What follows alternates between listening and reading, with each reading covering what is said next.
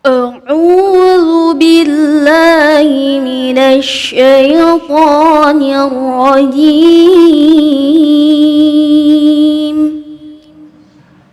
بسم الله الرحمن الرحيم.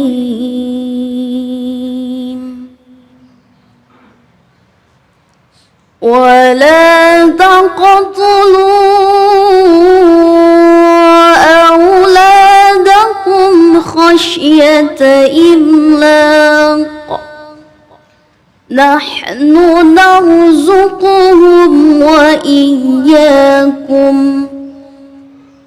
إن قتلهم كان خطأ كبيرا. صدق الله العظيم. Assalamualaikum warahmatullahi wabarakatuh. Alhamdulillah wassalatu wassalamu ala rasulillah Sayyidina wa maulana Muhammad ibn Abdillah. La hawla wa la quwwata illa billah. Maha benar Allah dengan segala firman-Nya. Iqra'ul Qur'an fa innahu ya'ti yaumal qiyamah syafi'an li ashabi. Bacalah Al-Qur'an, insyaallah Al-Qur'an yang kita baca akan menjadi syafaat bagi yang membaca dan umumnya bagi kita semua. Amin ya rabbal alamin. Terima kasih kepada Ustazah Nur Ismi yang telah melantunkan ayat-ayat suci Al-Qur'an. Semoga menjadi ibadah bagi yang membaca dan umumnya bagi kita semua. Senang sekali saya Abi Gifran kembali menyapa para pemirsa Cahaya Hati Indonesia dimanapun berada. Insya Allah kita akan bersama guru-guru kita membahas tafsir Al-Quran bersama dengan para kiai kita di sini. Sekaligus kita juga akan membahas tema tausiah mengenai berfikir sebelum bertindak. Insya Allah tausiah dan tafsir Al-Quran yang akan dibahas oleh guru-guru kita, diantaranya Kiai Syahdan, Kiai Jafar Siddiq, dan Ustadz Randy Tanjung. Buat para pemirsa yang ada di rumah maupun yang ada di studio ini, boleh juga memberikan pertanyaan kepada para guru-guru kita. Insya Allah nanti ada segmen kita ngaji yuk bersama Ustadz Munawir Ngacir. Mudah-mudahan kita mendapatkan ilmu tentang belajar membaca Al-Quran. Sebelumnya saya menyapa kepada para pemirsa yang ada di Masjid Al-Kautsar. Assalamualaikum Ibu. Waalaikumsalam. Assalamualaikum Bapak. Kami ucapkan terima kasih terlebih pertama kepada Bapak Lurah Bencongan. Alhamdulillah beliau bisa hadir. Kami ucapkan juga terima kasih kepada segenap DKM Masjid Al-Kautsar RW 10 Bencongan Kelapa II Tangerang yang alhamdulillah telah menyediakan tempat untuk terlaksananya siaran daripada program Cahaya Hati Indonesia. Mudah-mudahan para jamaah semua diberikan keberkahan oleh Allah Subhanahu wa taala. Amin ya rabbal. Sebelum kita akan berbincang lebih dalam dengan para guru-guru kita yang ada di tengah kita semua, mari sama-sama sebelumnya kita saksikan tayangan yang berikut ini. Kelurahan Daya Kota Makassar, Sulawesi Selatan dihebohkan dengan penemuan 7 jenazah bayi yang tersimpan di dalam kotak makan. Penemuan 7 jenazah bayi berawal dari pemilik kos yang curiga akan bau menyengat dari kardus yang berada di depan pintu kamar penghuni kos. Pemilik kos lantas melaporkan kejadian tersebut kepada ketua RW dan aparat kepolisian setempat. Setelah diperiksa, warga pun terkejut bahwa bau menyengat berasal dari 7 jenazah bayi yang tersimpan di dalam kotak makan. Kayaknya 3 box toh, yang di atas itu kayaknya tidak tahu apa isinya di dalam karena memang itu bau. Bau sekali. Jadi yang kedua itu dibongkar. Anunya, tapi kan dari itu bilang apa isinya toh di dalam, jadi terpaksa dibongkar. Ternyata itu bayi. Bayi isinya. Iya, karena ada rambutnya toh, ada rambut, ada batu kepalanya. Oh begitu. Iya. Berapa banyak bayi kita lihat itu? Ya? Di satu box itu berapa banyak? 1 Ji. Pemilik kotak makan yang berisikan 7 jenazah bayi diketahui milik seorang mahasiswi perguruan tinggi ilmu kesehatan asal Kabupaten Tanah Toraja. Temuan 7 jenazah dalam kotak makan diduga berkaitan dengan praktek aborsi ilegal. Dari Kota Makassar, Sulawesi Selatan, Muhammad Nurbone Ainus melaporkan. Pemirsa Cahaya Hati Indonesia, Bapak Ibu semua, barusan kita telah menyaksikan tayangan yang begitu miris Begitu memilukan, dan ini sangat-sangat tentunya menjadi perhatian buat kita semua. Oleh karenanya mari sama-sama kita dalami sehingga mudah-mudahan ini semua bisa terjaga pada lingkungan kita. Saya ke Kiai Syahdan dulu. Kiai, bagaimana menurut Kiai dengan tayangan tadi? Terima kasih Ustaz Abai. Assalamualaikum warahmatullahi wabarakatuh. Waalaikumsalam warahmatullahi wabarakatuh. Hamdan wa syukran lillah, salatan wa salaman ala rasulillah, amma ba'du. Para pemirsa Cahaya Hati Indonesia, News TV yang dimuliakan oleh Allah Subhanahu wa Ta'ala. Problem kita sebagai bangsa, sebagai umat yang harus kita prihatini Ustaz Abai. Secara sains, secara teknologi, memang kita kelihatannya semakin hari semakin canggih, semakin modern. Tetapi perlu dipertanyakan nih, peradaban kita banding lurus nggak dengan naiknya teknologi kita ini? Rasanya kita semakin hari semakin menurun peradaban kita. Bahkan kayaknya kita kembali lagi ke zaman jahiliyah. Bagaimana perempuan di zaman jahiliyah begitu dinistakan. Kita kembali lagi di zaman kegelapan Eropa, zaman primitif Asia dan zaman jahiliyah Timur Tengah. Bagaimana perempuan sekali lagi dianggap kelas bawah, kelas rendahan, dijadikan budak, dianggap keturunan orang gila, bisa diperjualbelikan, bahkan dikubur hidup-hidup. Ada sebagian suku yang malu memiliki anak perempuan. Lalu kemudian Islam datang, dimuliakanlah perempuan oleh Islam. Banyak dipuji wanita yang baik, yang soleh di dalam Al-Quran. Bahkan ada khusus nama surat dalam Al-Quran, An-Nisa, yang artinya perempuan. Islam telah mengangkat derajat perempuan, telah mengangkat peradaban manusia, tapi belakangan di akhir zaman ini malah kemudian kita merendahkan lagi, kita rusak lagi peradabannya. Bahkan kalau kita potret bandingkan jahiliyah dengan zaman sekarang, rasanya zaman sekarang lebih jahiliyah dari jahiliyah itu. Coba lihat.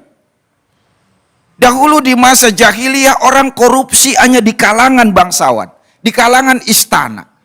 Sekarang orang korupsi dari kelas atasan sampai bawahan, sampai kelurahan bisa dikorupsi itu uang. Betul? Betul. Dulu perempuan dipersiapkan untuk melayani pejabat, para bangsawan. Tapi sekarang perempuan bisa melayani siapa saja. Bukan hanya pejabat, bangsawan, orang rendahan, kelas bawahan, di pinggir jalan,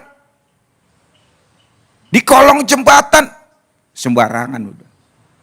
Betul. Bahkan dulu perempuan, bayi dibunuh, dikubur hidup-hidup. Sekarang lebih dahsyat, lebih kejam lagi. Bayi belum sempat dilahirkan, udah dibunuh duluan. Dengan aborsi. Allahu Akbar. Ini tentu menjadi prihatin kita semua, menjadi renungan kita semuanya. Bagaimana kita kemudian merefleksi akhlak kita, keislaman kita, cara beragama kita. Kira-kira begitu. Masya Allah, terima kasih Guru Syahdan. Dari tayangan tadi begitu murah rasanya sebuah janin. Jadi apa dari hukum aborsi ini? Silahkan Kiai Ja'far Shadiq. Assalamualaikum warahmatullahi wabarakatuh. Para pemirsa iNews TV, bapak-bapak, ibu-ibu yang saya hormati, kaitan dengan tadi yang dibacakan ayat ya, jangan sampai kita membunuh anak karena takut khosyata imlak, karena takut miskin. Nah, miskin di sini, miskin bisa berarti harta benda atau miskin karena jiwa yang mungkin nantinya akan malu lihat orang, akhirnya ya seperti itu jalan keluarnya untuk membunuh anak, padahal itu adalah perbuatan dosa. Nah, ayat berikutnya disebutkan wala taqrabuz zina innahu kana fahisatan wa sya'a sabila. Jadi jangan mendekati perbuatan zina, jelas-jelas oleh Allah Subhanahu wa taala. Ya, dengan akibat dari tadi itu, perbuatan orang yang sadis itu, makanya jangan berbuat zina. Sesungguhnya itu adalah suatu dosa yang besar. Nah, ini kaitannya dengan manusia ketika diciptakan oleh Allah Subhanahu wa taala, ya. Itu sudah ada ruh yang sudah dikasih oleh Allah Subhanahu wa taala, baik rizkinya, baik amalnya, baik itu kesusahannya, semuanya sudah ditentukan dalam alaqahnya itu. Nah, kemudian setan ini yang akan merorong kepada manusia mulai dari roh itu, termasuk si ibunya itu kan. Dikatakan di sana awwalu subhatin waqa'at fil khaliqa, bahwa pertama kali yang mengadakan keraguan terhadap ciptaan Allah Subhanahu wa taala wahya subhatu iblis la'anahullah, yaitu keraguan iblis la'anahullah. Nah, kenapa saya katakan seperti itu? Karena memang manusia itu diterapkan oleh iblis mulai keraguannya itu, sehingga manusia berbuat keburukan, sehingga manusia berbuat kejahatan. Itu apa itu yang diterapkan oleh iblis? Di antaranya istibdaruhu birra'i fi muqabalatin nas, serakah orang berpendapat, ya, fi muqabalatin nas, ketika dia menghadapi suatu konteks di sini adalah ketentuan dari Allah Subhanahu wa taala. Kemudian yang kedua itu adalah ikhtiaruhu al-hawa fi mu'aradatil amr, pilihannya hawa nafsu ketika dia menentang suatu perkara. Terus yang ketiga istikbaruhu fil madah allati khuliqa minha, kesombongan terhadap materi yang diciptakan kepadanya, wahia annar, yaitu api, ala madati Adam, terhadap materi Adam, wahia tin, tanah lempung. Ini saya mengantarkan bahasa tadi 3 faktor yang bisa mengakibatkan manusia berbuat buruk, karena memang itu sudah dijanjikan oleh iblis dan minta izin kepada Allah Subhanahu wa taala. Nah, terus sekarang solusinya apa gitu? Solusinya dari permintaan izin setan atau iblis kepada Allah Subhanahu wa taala supaya bisa mengganggu manusia sehingga berbuat buruk. Allah Subhanahu wa taala silakan ganggu sampai hari kiamat, karena iblis akan dimasukkan ke dalam neraka. Iblis dibolehkan mengganggu selama manusia hidup. Ya. Kemudian di dalam kitab itu sendiri disampaikan bahwa manusia tidak akan bisa diganggu oleh iblis, ya, adalah manusia yang mau taat kepada Allah, yang mau beriman kepada Allah, yang mau sabar, yang mau salat. Itulah yang sebutan namanya mukhlasin. Nah, di dalam surat Shad yang terakhir itu nanti kita melihat qala fa bi'izzatika la ughwiyannahum ajma'in illa ibadaka minhumul mukhlasin. Ya Allah, dengan segala kemuliaan-Mu, ya Allah, dengan segala kehormatan-Mu, kami akan mengganggu mereka semuanya. Semuanya manusia, baik itu mungkin termasuk kiai, ulama, dan orang-orang yang sampai brutal mungkin itu akan diganggu oleh iblis. Tapi kami tidak mau mengganggu mereka. Siapa? Illa ibadaka minhumul mukhlasin. Nah, tadi 3 faktor tadi agar supaya kita, ya, tidak terjerumus dalam dosa, ya, termasuk diantaranya tadi itu kan, orang yang berbuat keji terhadap anaknya adalah karena faktor 3 tadi itu. Di antaranya 1, ya, dia serakah dalam berpendapat. Kemudian dia selalu hawa nafsu yang ditonjolkan. Kemudian yang ketiga adalah kesombongan. Kalau 3 ini dijalankan oleh manusia, pasti dia akan celaka perjalanan. Masya Allah, gitu terima kasih guru, luar biasa, terima kasih guru. Selanjutnya saya ke Kiredi Tanjung. Kiredi, ini kejadian bukan sekali 2 kali, tapi hampir 7 kali. Dia aborsi lagi, dia masukin ke dalam kotak, dia aborsi lagi, dia masukin ke dalam kaleng. Apa yang menjadi salah sehingga orang ini tidak merasa bersalah? Silahkan guru. Baik, terima kasih. Assalamualaikum warahmatullahi wabarakatuh.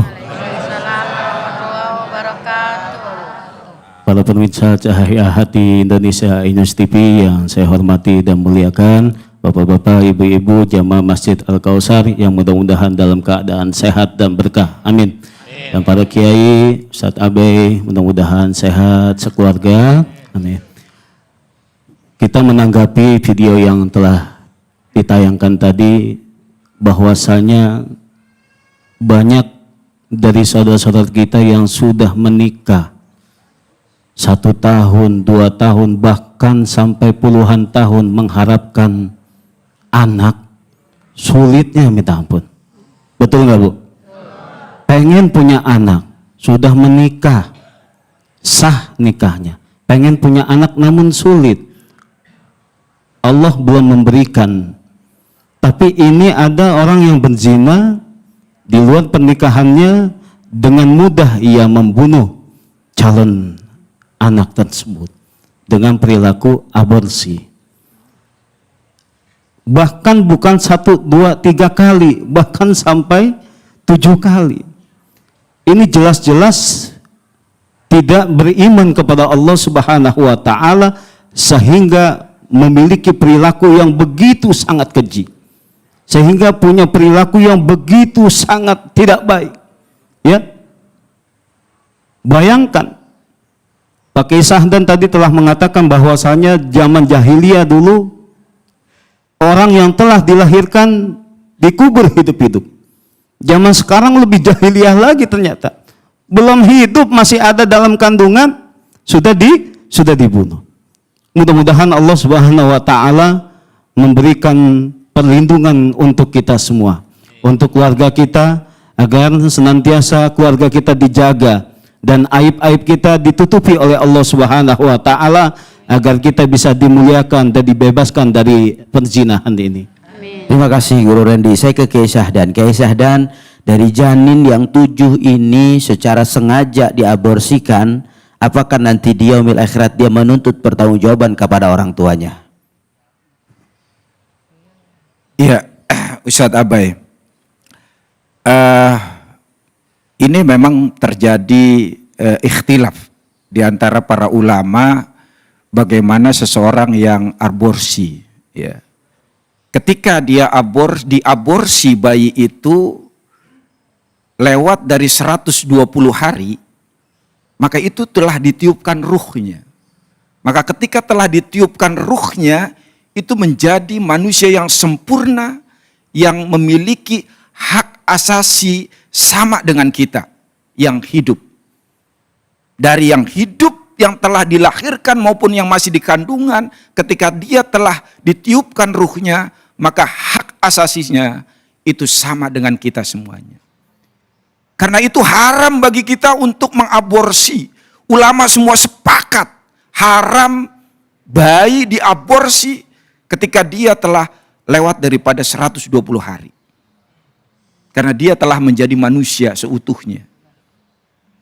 Nah, ketika manusia seutuhnya itu dibunuh, maka pertanggungjawabnya besar. Wa may yaqtul mu'mina muta'ammidan fajazauhu jahannam. Orang siapa yang membunuh orang beriman secara sengaja, maka balasannya adalah neraka jahanam. Bayinya nanti akan menuntut itu. Kenapa saya belum dikasih kesempatan, belum lahir ke dunia pun, tidak salah apapun, dibunuh. Allahu Akbar. Ini merupakan dosa yang sangat besar. Dosa yang sangat besar. Kafaratnya besar. Karena itu saudara yang dimuliakan oleh Allah Subhanahu wa Ta'ala, kita dilarang, bahkan ulama sangat keras ini melarangnya. Kalau sudah sampai 120 hari itu bayi itu dibunuh, diaborsi. Jangan sekali-kali.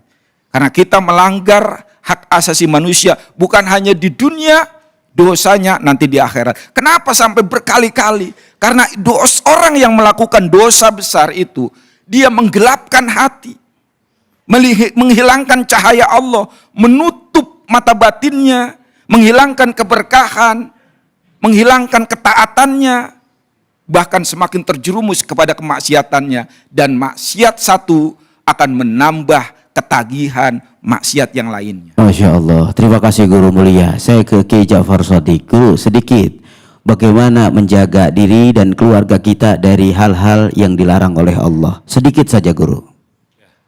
Kita hidup ini di zaman yang serba jet set, modern gitu, ini pengaruh daripada medsos gitu.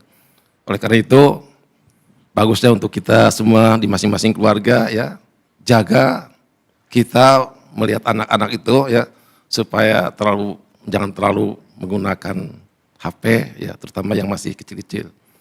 Nah, kemudian solusinya ya kita untuk mengajarkan terutama hafalan Al-Qur'an. Kemudian ya pendidikan agama di rumah dan juga di sekolahan itu harus aktif itu.